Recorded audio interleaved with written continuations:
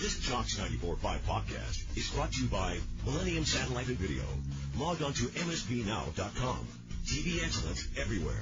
That's Millennium. McElroy and Cubelic in the morning starts now. Welcome back in. McElroy and Cubelic in the morning. It's 9 a.m. Hour number 3 underway, as he does each and every Thursday at this time. Thanks to our friends at Coke and Piggly Wiggly. It's the coach, Wimp Sanderson. Coach, how are we doing? Man.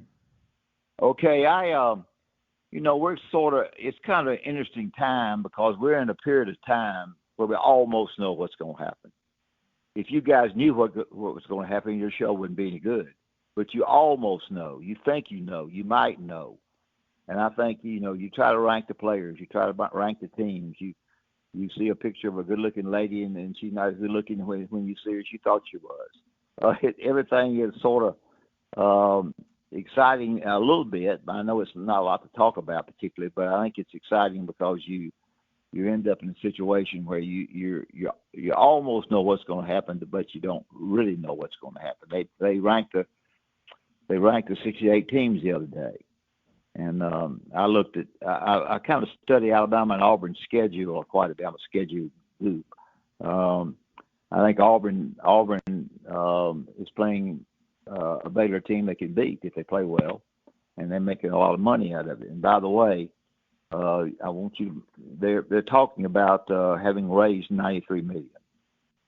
And I think that's great for Auburn to have done that. It can cost you because people want more money. Naturally, the players are. But it can also help you get better players. And I think really and truly that's because of a love for Auburn.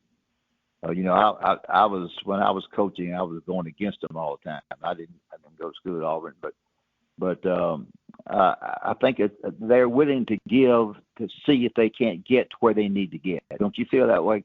It's a love for the school. If you had to ask me, which school was loved the most in the SEC by their fans, I would say Texas A&M, because they go against that Texas A&M. Any comments on that by either one of you?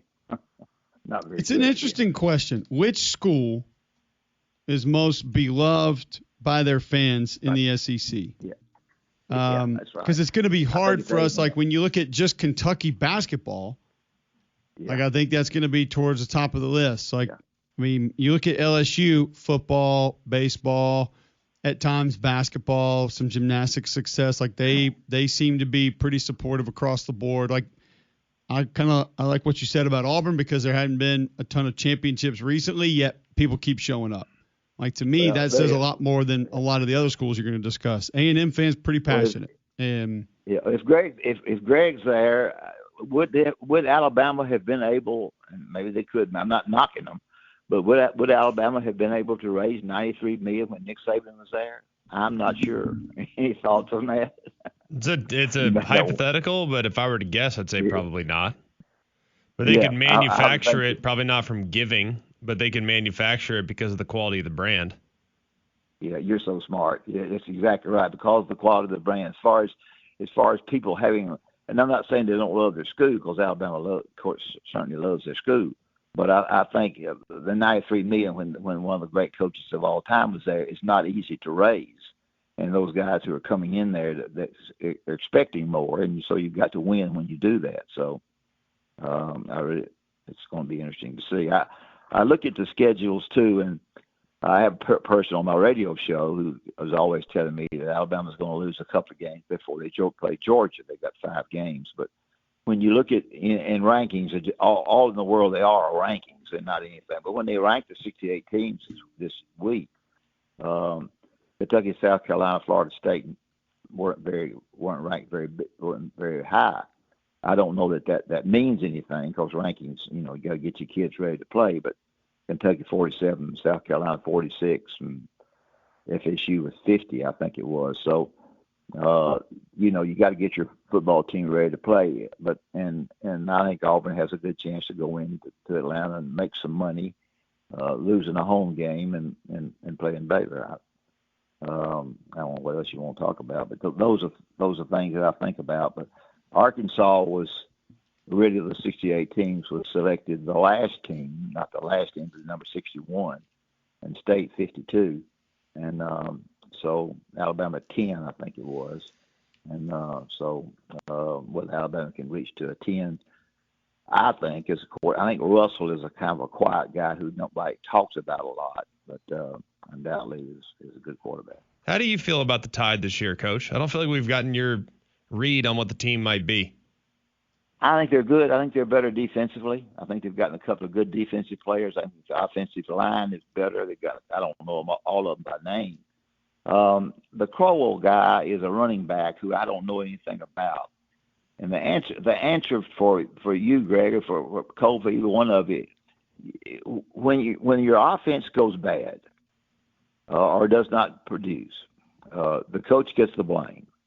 The offensive line gets some of the blame. The running backs get some of the blame. But you never know exactly where you're coming. Well, they want to pass it more is the reason they're not running it well. Tell our listeners your thoughts about that. I'm not saying for you to get up here and knock anybody, because I'm not knocking any coaches. I got knocked enough when I was coaching myself. But when you try to analyze that, because my callers are calling in all the time analyzing it about it's a coach, it's a offensive line, it's the running backs. Now the Crowell kid is supposed to be a really good runner between the tackles, according to people. Comment on that to our listeners. Well, it's interesting that you brought that up, because last week when we had Dave Bartu on, I wish I could remember the numbers, CFP Matrix, I want to say that he said teams score 30+% of the times more when they run the ball more times on a drive than they throw the ball on a drive in an individual drive. Like, I don't know, John, if you remember that number. Greg was out that day. It was a staggering number of when teams run the ball more on a specific drive than they pass it. I couldn't believe it. And so I think a lot of fans would be accurate in asking that question, is why are you trying to throw it around so much? Sometimes that's just the strength of the team, but I think there are some numbers that back up you should probably turn and hand it off a little bit more. Well, you said the offensive coordinator there got knocked a great deal, and he was raked as one of the better offensive minds in the SEC. And that rankings don't. I understand rankings. That's just for people to read and listen and argue about. But I don't, me being a basketball guy, I don't know the answer to that. But you guys are so smart and know what you're talking about, and for them to have a good runner who by name is supposed to be really, that seems to me like I'm just a fan, was going to really improve Alabama's running game. Greg, I don't know whether you want to comment on that or not. I think running game is a few different things that factor into it. I think attitude along the offensive line is one. Finish, strain, those things that get thrown out there as if they're little bit coach speak, there's a lot of truth to them too. Like if you're straining to just get in the way and you're doing whatever it takes to secure the front and you're maybe a little nasty on the back end of every play, like you create a seed of discomfort for the opposition, and making them quit essentially is what leads to being very successful running the football. I mean, look, guys don't literally quit, but they're like, no more. Like, uncle, I can't play another play. I'm getting pushed so hard and so violently that I can't keep up. So I need badly to I really want the O-line to just play with a level of nasty this year. You don't have to, it doesn't require talent. It's an attitude. And that, I think, is the biggest key. In your offensive meetings with your staff, not with your staff, but with the staff, and you a quarterback, did you give comments at all after watching the defense and watching the film of the defense of your opponent? Did you make comments in the staff meeting or with the coaches? I'm sure you just had 2 or 3 coaches around. You may have all. When I was with Coach Bryant, the only one that Coach Bryant ever talked to was Mal Moore, especially when they went to Wishbone. But were you able to have a great feel as to what you need to do with your football team, running or passing it or this, that, and the other? Were you comfortable every cotton picking time? I think it's a great question. Yeah, I mean, you better be comfortable with what you're doing offensively, whether you're running it or throwing it. There's a method to the madness. Why are you running it? I think that's the big question. Like, everyone's like, all right, run the ball, run the ball, run the ball. Awesome. But, like, why are we trying to run the ball? Well, we want to take the air out of the football. We want to control the clock. We want to wear down the opponent's defensive line, because if we can wear them down, then we're good. We can avoid third and long situations by dropping back and throwing it on first and second down. You might be 3rd and 10. Or running it, you're probably not going to be. More often than not, you won't be. Worst case scenario, you're looking at 3rd and 5. If you run it twice in a row and you average 2.5 a carry, which should be the bare minimum in today's day and age, then you should feel pretty good about it. So, I mean, it's all about why. Like, what do we want to be? There's a time to be explosive. There's a time to grind you out. And I think being able to do both is very important. Cole, did you come out of your staff meetings and knowing exactly the blocking assignments, what you were going to do offensively, comfortable every time, or did you ever come out of there with a doubt in your mind? I think there are always going to be times that you come out with a little bit of doubt. Sometimes it depends on how early it is in the week, where you are in your career. Later in my career, almost never any doubt of what we wanted to do, why we wanted to accomplish it, what we wanted to do to get there, what the rhyme and reason were for one thing's leading to other things. And some of that is the message too. Like, the messaging from Jimbo Fisher was much more difficult to gather than it was from Noel Mazzoni, my 2 offensive coordinators at Auburn, regardless of people who think Terry Bowden called the plays.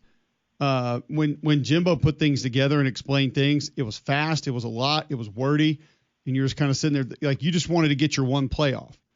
Noel Mazzoni, like, the wording, the verbiage, everything was categorized together. You knew why one thing went to the other. Like, the numbers of the run plays were the numbers inside the play action plays off those run plays. Like, plays were categorized in groups as well.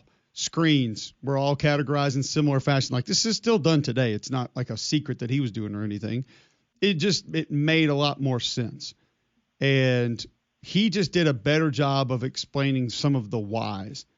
And I think elite coaches do that. Instead of just assuming you know everything, it's very similar to coaching younger kids. It's like one of the things I try to live by with younger kids is, like, if you didn't coach them to do it, don't get mad at them for not doing it. And I see so many coaches getting mad at kids. I'm like, well, did you explain it to him? Well, no. Well, why are you getting mad at him then? And, I thought Noel Mazzoni did a great job of just explaining, hey, we're going to run this play here, but this is what it's going to do later in the game. And if we get this going, we're going to be able to do this. And then off that, we're going to be able to do this as well. So you understood all of it a little bit more. But also, like, I wasn't paying attention to secondary play when I was a first-year starter. I was literally worried about the dude in front of me and who the point linebacker was. And then I started worrying about the entire D-line. And then I started worrying about the entire front seven. And then I started worrying about the safeties. And then I would peek at corners. You just can't do it all the first time I'm sure Greg was the same way as a quarterback. You're just like, man, I just want to hand the ball off to the right direction. Like, or probably I want to, you know what, coach? It was like, I just want to make sure the quarterback gets the snap first. Like, let's handle that. And then you make your way onto all those other things as time goes by. I think I've heard you say, and correct me if I'm wrong, that Bill Oliver came in, who's, of course, a big buddy of mine, came in, and I think I'm right. You correct me. And maybe coached y'all's team or did something with your team. Well, he was our interim head coach, yes. Yeah. Talk a little bit about that, because Bill's passed on now, and we're big golf buddies, and he was heck of a. He's the guy that put 11 men on the line of scrimmage when they played Miami for the national championship. Well, he had a much more sensical approach to all of it.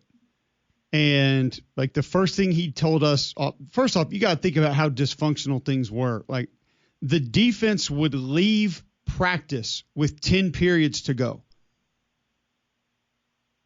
Imagine that. You have 10 periods, 5-minute periods left, and Coach Oliver would say, we're done. We've done our work for today. And they would go inside and watch film. And then they would come back out sometimes, and we would have our team one-on-one, like 1 versus 1s, 2 versus 2s. Because he didn't want them to practice 3 hours. He didn't believe in it. And, I mean, think about a guy who played for Bear Bryant thought this way, which is, like, shows you individually for him, like, you would think that it would just go on where he just thinks that you got to grind, Junction Boys is, like, the only way. And, Jimbo and Terry and those guys, Rick Trickett, of course, they were much more like, we are going to grind them into the ground and we'll make them tough. That was it. And so the first thing he did when he took over is he said, hey, guess what? The twos are not getting all the reps. Like, it's not going to be ones, twos. The ones are going to get 4 reps. The twos are going to get 2 reps. You know why? Because y'all aren't playing in the game, more than likely. And the guys who are playing in the game, they need more reps. And we don't need to be out here 4 hours a day. And it's just like, wow, that makes sense. Greg, can you? I'm trying to talk football as best I can, but I don't know much. But I think I'm asking decent questions. Greg, are you able to completely understand when you have quarterback practice who you feel like you need to start in the opening game? I mean, I had kids that practice poorly and end up playing well, and vice versa. Are you? And I'm not trying necessarily to wrestle in that. I'm not necessarily talking about that, but overall, can you pretty much, as the offensive coordinator, if you were the offensive coordinator, you're so smart about offense and stuff, is it possible for you to have a perfect feeling about what happened in practice in order to win that first game or to play? I noticed also too, I want to say this, that I felt like that Coach Saban did not substitute a lot at the quarterback position to give guys who hadn't played much enough playing time. Now, what am I to say that? Because I don't know nothing. But I always felt maybe he didn't play the quarterbacks with the score way up there where they could, get some time. Talk about those two things for me, and I'll get out of here.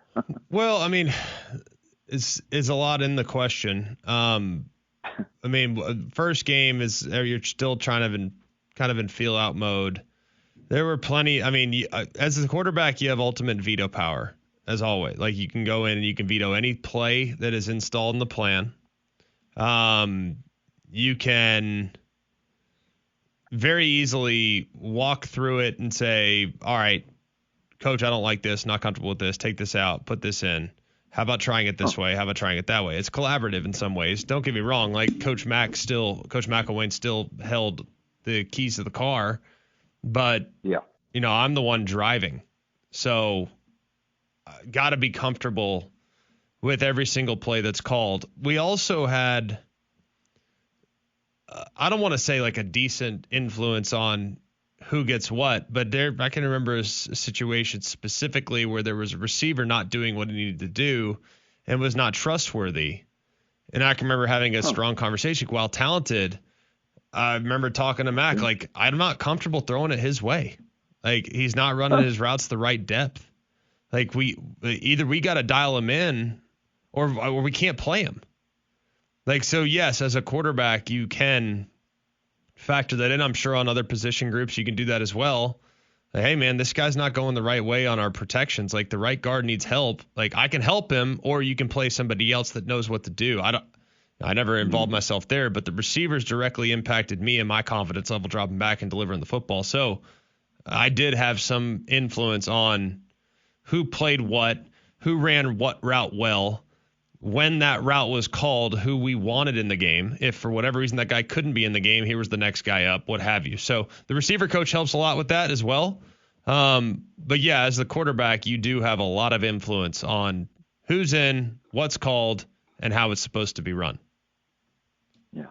Well, I think it's decent football questions, and I appreciate y'all letting me be on again. Anything else? I don't think there's anything else you need to ask me, because basketball is a long way off. But basketball team is playing a lot of teams at Alabama away, but to make money, just like Auburn is playing Baylor to make money. Money's an important thing. Anyway, Piggly Wiggly and Coke give me an opportunity to be on y'all's show every week, and I appreciate that. Piggly Wiggly had lunch with Stanley last week, and Piggly Wiggly's a great outfit, and they do a great job of everything in the world, from the grocery stores to meats, and Coke is a great product as well. I've been drinking them for a long time. I appreciate you guys having me on. I hope I asked you decent questions too, and y'all are really great. Thanks. We appreciate you, Coach. The Coach Wimp Sanderson joining us on the Higginbotham Hotline.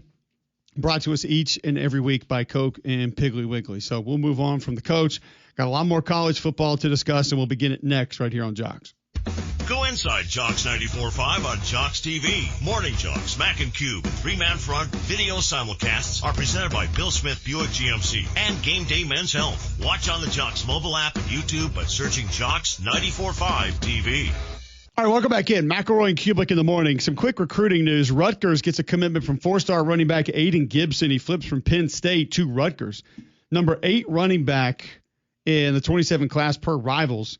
LSU gets a 4-star safety commitment from Jaden Anding, 6 foot 175 from Ruston, Louisiana. No real surprise there, as I'm assuming one of the coaches at his high school, one of the best defensive linemen to ever play at LSU. Florida gets a 4-star cornerback commitment from Rakeem Floyd, 6'1", 175. Now, he commits to Florida over Mizzou, Gregory, which most people might say, oh, he beat Mizzou. But Rakeem Floyd is from East St. Louis High School. And so that's a nice win. And what I'd also say is that Mizzou's done fairly well with that position. In that state as well. At that high school. Very well. Have done really well. East St. Louis has put some products out, no doubt. Oklahoma gets a commitment from 2027 athlete Jaden Fields, 6'2", 200 from, is it Hutto, Texas? Hutto? H-U-T-T-O? I think Hutto. Hutto? Don't know for sure, but I think it's Hutto. Okay. Hutto, Texas. I believe it's Hutto. And Arkansas wide receiver Jalen Brown's going to go to the portal. Probably because he was dismissed from the team. That usually leaves a portal. I mean, you get kicked off the team, where else are you going to go? But is it an open portal season? Not yet. So he's portaling in January? This is called portal prep, Greg. You start getting ready for the portal. You start to get ready. Supplemental portal. Only if college football will agree. That'd be amazing. If college football will allow it, then they'll get to it. So love that. We did the top 50 players from PFF returning to college football this year. ESPN.com did something cool as well, and it was the best players in college football with every number. And we've done this before with kind of a countdown to kickoff. It's like 99 days, 98 days, like player. And I wanted to take a little bit of a spin on it, is from maybe the exact way that ESPN did it. The best college football players of all time by jersey number. But the way I want to do this is a little bit different. And some will go along here with the best at all time with that number. I want to go with just the first ones we think of. Okay. Like the one that comes to mind for you. And some of these we might not have one, but we'll see. We start with 0, which I don't know what years across the history of college football 0 has been available. No, it hasn't been long. Well, I think a long time ago it was. Oh, gotcha. And then now it's back. But you got Xavier Watts at Notre Dame a couple of years ago, who was really good safety. Very good. Ollie Gordon would have been the first one I would have thought about, Oklahoma State running back. And then Anthony Hill Jr. at Texas, who was a great college linebacker. Yes. Who's the first 0 that comes to mind for you? Xavier Watts. Yep. But how do you feel about 0 first and foremost? Just the number. I've gotten over it. I thought it was dumb at first, and now I don't mind it. You know what? I'd rather have 0 than 3 people on the team wearing number 12. You don't like quarterback, kicker, safety, all wearing 12? No. That is what stressful. I don't like is the holder who knows that the star receiver is not on field goal, yet he's trying to take his jersey number because he's the most popular player on the team also. Don't need that. Is that a thing? I think so. I think it has been a couple times. How do you know that? Just seen it. Best number 1 that you can recall. Here's the fun. What is Damian doing? Because this is the fun part of this. Because the best players to wear every number that he's going to throw out are going to be beyond egregious. Yeah, well, it's going to be in the last 4 years. Like, I don't think there's going to be any past 2020 that he even recalls. So best number 1 that you can think of in college football. So do you want Damian to go or me? Damian can go first. Tavon Austin. Random, but okay. Super random. All right. I would have Did thought for Kyler sure. Murray wear number 1? Yes, I thought for sure that he was going to go Jamar Chase. Like I thought good for one, though. sure. Good one, though. Yeah. But I'm going to agree with ESPN.com and say that Larry Legend, Larry Fitzgerald, would be number 1. Dude, that year at Pitt was absurd. He didn't even have the ridiculous gloves. Think about it. Think about if he would have had today's gloves that don't allow you to drop a ball. Yeah, he's doing the old school. If he played his NFL football for anyone other than Arizona, would he be widely considered like a top 10 player in NFL history? Probably. No question. And they had some good runs when he was there. They had some good teams. Because of him. I've never seen a playoff run. Good. Yeah, I'll say, no doubt. But I've never seen a playoff run by a receiver like we saw from him when they went to the Super Bowl. Like, dude was just absolutely unbelievable. Best number 2 all time. For me, it's pretty easy. Cam Newton. There's one other that I think of. Charles Woodson. That's the other one that comes to mind for me. Yeah. But Cam would be the best for me. ESPN says Deion Sanders. I think some people here, of course, would also say Derrick Henry. Yeah. Yeah. He's up there. Did he wear 2 numbers at Alabama? I think so. Yeah, 27 his freshman year. That's what I thought. Yeah. That kind of ruins it for me. It does make it tricky. Different ways. It's true. All right. Best number 3. Like, I'd forgotten that Derrick Henry wore 2. Honestly. Really? Yeah. Like he's just not one of the first number 2s. I don't know why I remember. Right. I can only see him as like number 27 for whatever reason, or whatever number it was. Other than that, like I just don't remember him as a 2. He did a lot of damage as number 2. Yes. Best number 3. I will say the first one I thought of here was Keyshawn. And it's like I've told you guys, like one of my favorite college football moments ever was before the Rose Bowl against Northwestern. He took the giant USC flag from a cheerleader and he went to the 50 after they had already done the coin toss. He was the only person out there, and he waves it back and forth and he stamps it in the ground. And you're just like, wow. And then he literally went out like 12 for 208 and 3 touchdowns. You're just like, okay. So because they gave him a really hard time for doing it in the broadcast, and then he just went out there and caught balls and scored. And it was like, yeah, okay. He did it for a reason. And Pat Fitzgerald couldn't stop him. Nothing you could do about it. I mean, I don't think that was the matchup they saw much in that game, but no, that defense wasn't slowing him down. No. Carson Palmer, I think, was a good one. Yeah. That's what I go with. He was legit. Todd Gurley? He was good. Todd Gurley was great. Man. I don't know why. Marlon Davidson? Didn't Todd Gurley wear another – I feel like Todd Gurley wore another number. Too. I think he might have wore like 10 or something. I don't know. I feel like I saw him earlier in his career wearing a different number. Joe Montana also on the list, which is a pretty legit number 3. Before my time. Number 4. Jeremiah Love. Took Damien's answer. No. I would have had Deshaun Watson in the mix. Pro throw. I would have gone. Marquise Mays. I mean, I played against him. Champ Bailey would have been the first one that I would have thought of. How much? Champ Bailey played 111 plays, and y'all fat can't even play 70. All right, answer me He this. is out there for 111 plays. Who had more? And y'all are getting tired after 50. Who had more? He's only 150 pounds lighter, but hey. Who had more matchups? Pat Fitzgerald against Keyshawn, or you against Champ Bailey? Probably me against Champ. At least I got out there on some screens. I think it was just the only year was my red shirt year. I didn't even play in that game. So I technically didn't play against him. Dalvin Cook also mentioned Deshaun Watson gets the nod. Yeah. Dalvin Cook was a dog at Florida State. He was good, though. He was awesome. Champ Bailey was pretty damn good at Georgia, too.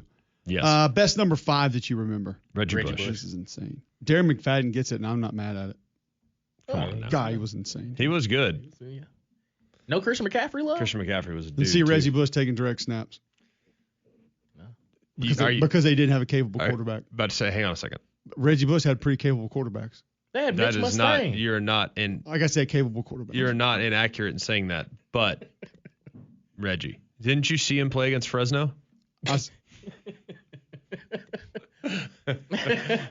Was that his Deuce Night game? Yeah.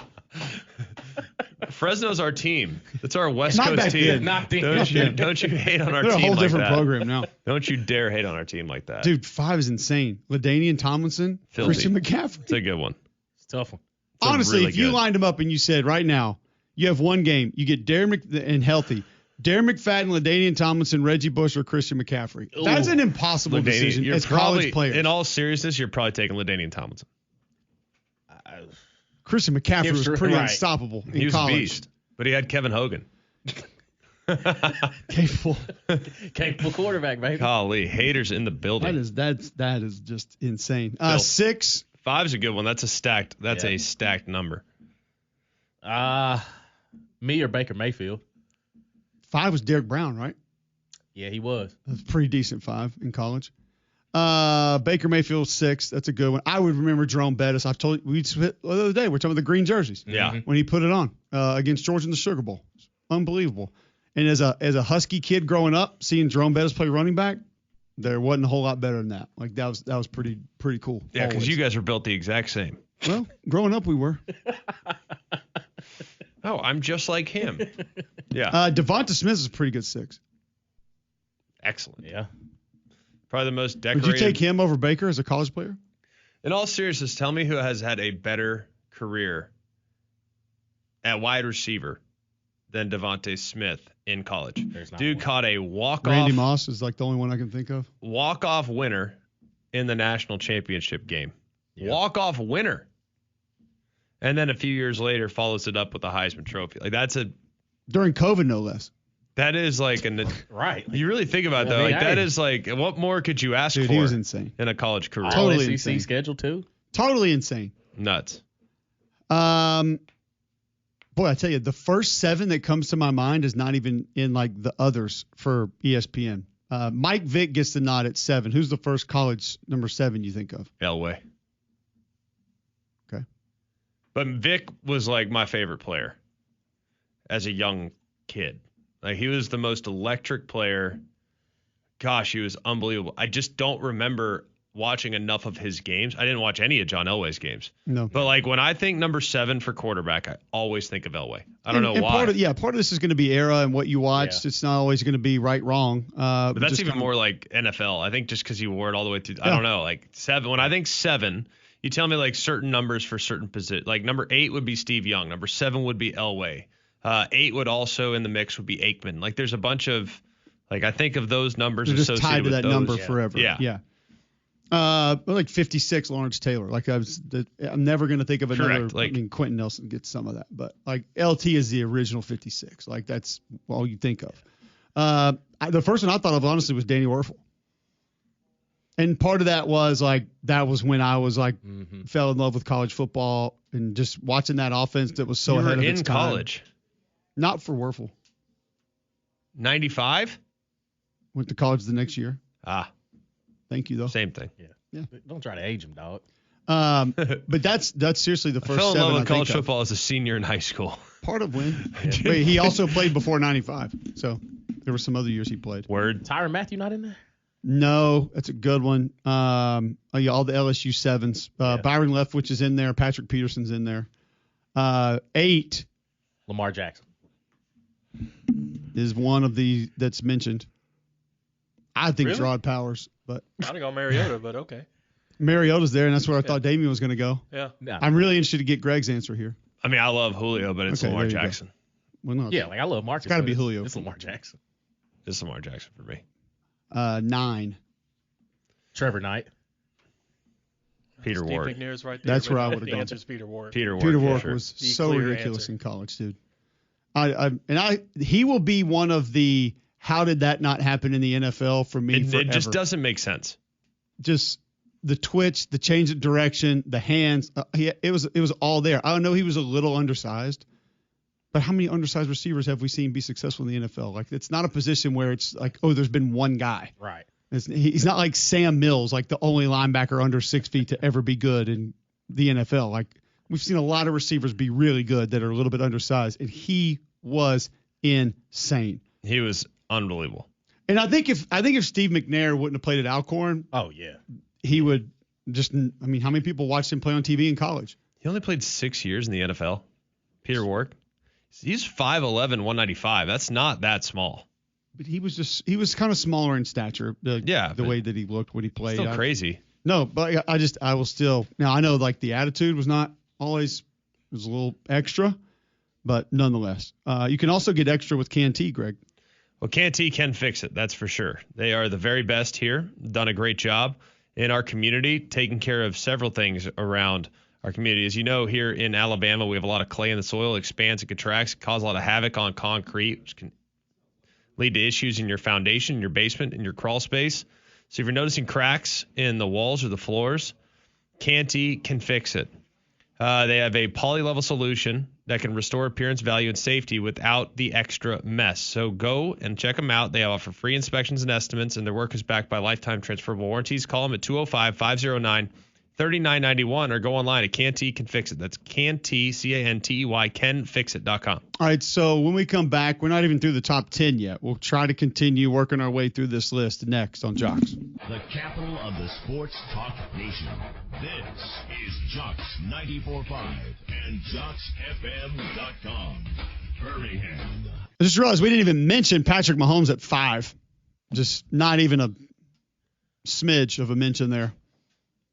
A little egregious, but people don't really reference him as 5 now. So hard to remember. Yep. A lot of years ago. All right. We're going through ESPN's top players in college football history at every number. And you can be a part of the show as well. 205-834-9450. Call, text into that number at Mac and Cube. You can tweet in also to be a part. Before we continue, I'll tell you about Game Day Men's Health. If you are lacking energy, feeling on edge, lacking sleep, Game Day Men's Health wants to help you. Just go to GameDayMen'sHealth.com today. Sign up for the free consultation. Yes, it's free. You get the free PSA test, free testosterone test. They give you your baseline health, and then they just present the options they have, whether it's peptides, whether it's a weight loss program. They want to get you back to feeling your best. Locker room environment, great people, not going to stress you and push you into different programs you don't need. But you can save 10% on any program they offer by mentioning Mac and Cube when you walk in the front door. Minimal upfront costs from the programs they offer at Game Day Men's Health. So do this, like a lot of Jocks listeners have. Go to GameDayMen'sHealth.com today and sign up for that free consultation. Number 10 feels pretty easy, but there are some good ones. For me, ESPN nailed it. It's Vince Young. That's the first 10 I would think of. Yep. Like Yes. It can be based on one game. It doesn't really matter if that's the only one you watch. It's probably the one you remember. RG3 in there, Troy Smith in there, Steve Slayton, who could get it. Steve Slayton could freaking get it. Vince Young, though, still. Yeah. Yeah. I think that one's by a margin. Number 11. LeVar Arrington. No Matt Leinart. Yeah, it was Leinart. Yeah. Not for me. Kellen Moore was pretty good at 11. Excellent. Yeah, Amazing. Didn't Aaron Murray wear 11? Yes. he did. Steve Spurrier wore 11. Before my time. But you're going to say LeVar Arrington. LeVar Arrington was like the He made most it look really good at linebacker. by the way. golly. Well, it's just I think when you see an 11 at linebacker, you're like, ooh, I don't. You better be I don't wanna good. Mess with that Yeah, guy. gotta be. This guy's a problem. He also had the giant shoulder pads and could just destroy people. He was very scary. Yes. This is a tough one next, man. And 12's a great one. It's hard to get past the recency. I'm not going to say bias because I don't think he doesn't deserve it. But 12 is Travis Hunter per ESPN, but goodness gracious, some of the other ones. There's so many good ones at 12. Yeah. Greg McElroy. No, He's in Andrew there. Luck for me. Colt McCoy. We don't remember Roger Staubach, but man, he was great. Yeah. Yeah, there's some big time. There's a 12s lot in of good 12s. A lot. But it's Andrew Luck. 13. I would remember Gino Toretta just because I remember that Miami offense and what, like, he would be the first one probably for me, him and Antoine Nolan. But Dan Marino. you admired his work at Pitt? It's not about that. What did I say earlier about 7? Still, We're associated with that number. college football. It's consistent Tua. with It's consistent for me with the previous renditions that we did at 7 and others that we'll do at 8. Like, to me, when I see a number and I see 13, the first 13 that comes to mind is Dan Marino. Okay. No matter what. And the fact that he wore it in college, that's what I'm going with. All right. John? I mean, it's Marino. Sorry. I mean, I could be nice and say Tua, okay. but no, it's Marino. Love Tua. Antoine Nolan, Gino Toretta for me. 14, Ben Leard for me. Sam Bradford. He was so I did forget Eric Berry was 14, by the way. Don't know why I forgot that. Sam Bradford was so pure. Golly, He he was could so sling pure. it, dude. Man, he could throw the ball. He could throw it. Did Montana wear it?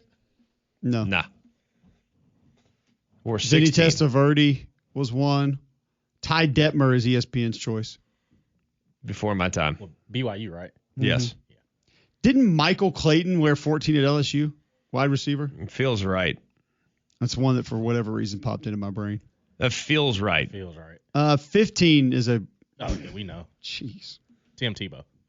But you also got Drew Brees and Tommy Frazier. Some good ones. Drew Brees wore 15. Drew Brees could get it at Purdue. I just man. associated him with 9. Dude, yeah. Him and Vinny Sutherland. Dude, back in the day, Brees. I was like my earlier iterations of college football fandom, and when he took him to the Rose Bowl, dude, he was freaking awesome. rolling. Tommy Frazier was awesome at Nebraska. He was man. rolling. Dude, Fernando Mendoza wore 15. Yes, He did. true. Heisman in an undefeated season. Say whatever you want. Hey. I mean, Not bad. It's there. okay, but it's Tebow, right? Yes. Yeah. 16's a tough one. Peyton. Not really. It's Peyton. Peyton. Some people say Trevor Lawrence. I don't. Not me. Not me. Not this guy. Chris Winkie? Yeah. Nah. Yeah, no. He was old. He was a little older. It's Peyton for me. Yeah, No but doubt. Being old helps. We just talked That about is true. Indiana. Just talk about, Won a Heisman. My favorite thing to do on recruiting trips when I would go to watch games at Tennessee is the last thing Tennessee's offense would do is before they went to like their team segments, they would throw fades. And watching Peyton Manning turn that ball over a perfect spiral and like just moon balls, and they would come straight down. And you're just like, how does he do that? And he's throwing them like 55 yards down the field, just lobbing them. And like it looked like it was about 30% effort. And I mean, I could sit there and watch him do it all day. It was unbelievable. People just don't realize how big he was, and Is still. yeah, but like as It ain't going nowhere. he was just massive. Yep. Just a big dude and could rip it. They would let the release. recruits come in the locker room after, and they'd sing Rocky Top. And there's one time I kind of got stuck next to him, and I was like almost looking up at him. You're No just doubt. Like, damn, like big dude. 17. Jason Campbell. By the way, Damian Craig deserves a mention at 16. Charlie Ward gets the nod. Who's a Phillip really Rivers. good one. Rivers at NC Yeah. State was 17. He was such a dude. Bobby Dodd, Don Meredith wore 17 as well. 18. Of course, there's been some good ones. What? There's been some good ones. Yeah, but Archie Manning, partly because of the speed limits in Jacob Hester? Oxford. Yeah. Jason White wore 18. Marvin Harrison Jr. wore 18 at Ohio State. It's a good one. Yeah. 19. It's a tougher one, I feel like. Now, Rashawn Salam looked awesome in 19 at Colorado. That offense was also cool with Brock Bowers. Brock Bowers. Brock A good Bowers. 19. Remember Keenan Reynolds? Yeah, oh yeah. Navy. He could get it at Navy, dude. Beast. Eric Dickerson gets the nod, though. Oh. Yeah. That's one of those guys we were talking about, like Peyton Manning being big. Like, if you ever meet Eric Dickerson, you will not believe how large of a human being he is. And then being able to do the things he did on the football field. I mean, so good. Tell us about Bromberg's, Greg. Bromberg's been my go-to here in the community for a very long time. Always appreciate the experience you get when you walk in the door in the Mountain Brook store or at the Summit. And you can go get a natural diamond, which, by the way, started its journey to your finger 100 miles deep within the earth. It's a luxury. Every natural diamond is one of a kind. It symbolizes some of the things that are most precious in your life, and its beauty and brilliance is matched only by its enduring value and strength. So go and get one of those timeless gemstones and discover the latest natural diamond jewelry at Bromberg's in Mountain Brook or at the Summit. You can also shop online at brombergs.com. All right, we'll keep talking college football numbers next on Jocks. Go inside Jocks 94.5 on Jocks TV. Morning Jocks, Mac and Cube, three-man front video simulcasts are presented by Bill Smith Buick GMC and Game Day Men's Health. Watch on the Jocks mobile app and YouTube by searching Jocks 94.5 TV. All right, welcome back in. McElroy and Cubelic in the morning, 9:53, Thursday, July the 9th, right here on Jocks. We'll continue with best numbers in the history of college football. First, Greg, while we wait for that, one thing you never have to wait for is your dental care. That's because Family Care Dental has you taken care of. The urgent care office you can be seen the same day in several locations. To make it easy on you at Hoover, Fultondale, Homewood, Alabaster, and Trustful, they're accepting patients of all ages, and they can see you on the same day. Those routine appointments also include free teeth whitening as well. So give them a call for an appointment. They can see you on Fridays and Saturdays. Family Care Dental, 874-9605. That's 874-9605. 20 threw me off, I will be honest, because when I think Earl Campbell, I think 34. But he gets the nod at 20. Johnny Rogers, Billy Sims, Ed Reed would have probably been my guess at 20, where I would have gone. Anybody else at 20 that first comes to mind for you guys?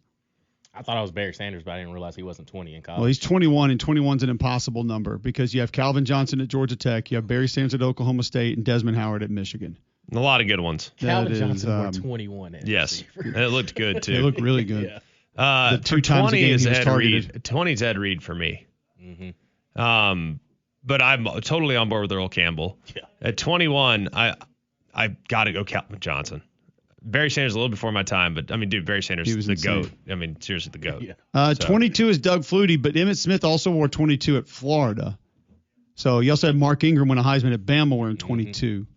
I would think Flutie first, though. Like, that's easily my first thought there. 23, Kenny Irons. Ontario McCaleb. There you go. Like, honestly, Jonathan Taylor would come to mind. I know it's recency, but like he was great. Yeah, he gets the nod there. There's not a lot. Like Lance Allworth. Not a ton of Swing, 23s. Surprisingly, 'cause that's a good number. 24. Cadillac. There you go. No Sean Marino.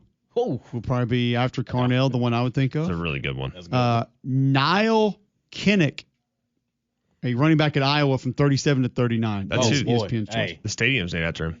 I feel like he's important. to Iowa, yeah, for sure. But here's the problem. Here's the Probably problem. more than just Iowa. He was a passer, a rusher, a defender, a kick returner, and punter.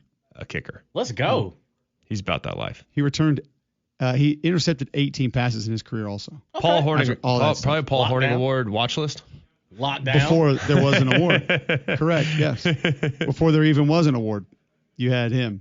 So, all right, try to stay out of the heat. It's going to be hot the rest of the week. Alabama heat and humidity can be brutal. Don't let it affect your home and family. Keep them comfortable with an affordable Train cooling system recognized as America's most trusted brand 12 consecutive years. You can rely on a Train. Find a comfort specialist near you at Train.com. We'll continue the college football conversation tomorrow. Maybe continue looking at some of these numbers because we've only made it to 24. So we got a ways to go. Like Tommy McDonald out of Oklahoma is your 25. Yeah. Not Rolando McClain, which is a weird linebacker number, but still. It's tough for you, great. I would have remember. gone Rocket Ismail in the first 25 for me. Like, remember seeing I think highlights of him as a he- kid. He was insane. Yeah, at he was Notre like Dame. one of those mythical figures. Absolutely. You know what I mean? 100%. Folk heroes in college football. We'll talk more of them tomorrow. 3-Man Front is next. This is McElroy and Cubelic in the morning. You didn't start a business just to keep the lights on. You're here to sell more today than yesterday. You're here to win. Lucky for you, Shopify built the best converting checkout on the planet. Like the just one tapping, ridiculously fast acting, sky-high sales stacking, champion of checkouts. That's the good stuff right there. So if your business is in it to win it, win with Shopify. Start your free trial today at shopify.com/win. Scrolling with Haley. I am Haley Carania. I scroll with the homies here in the live chat because there's a lot to scroll through on X, on Instagram, on TikTok. Cutting through the clutter, one hot take at a time. Love seeing you all in the chat before the show. I tried to jump in just a few minutes before to say hello. I love the chat interaction. Thank you for helping. But I do it to get all of the videos and all of the content that you won't find anywhere else. Scrolling with Haley. Just search that up and I will be there. Follow and listen on your favorite platform.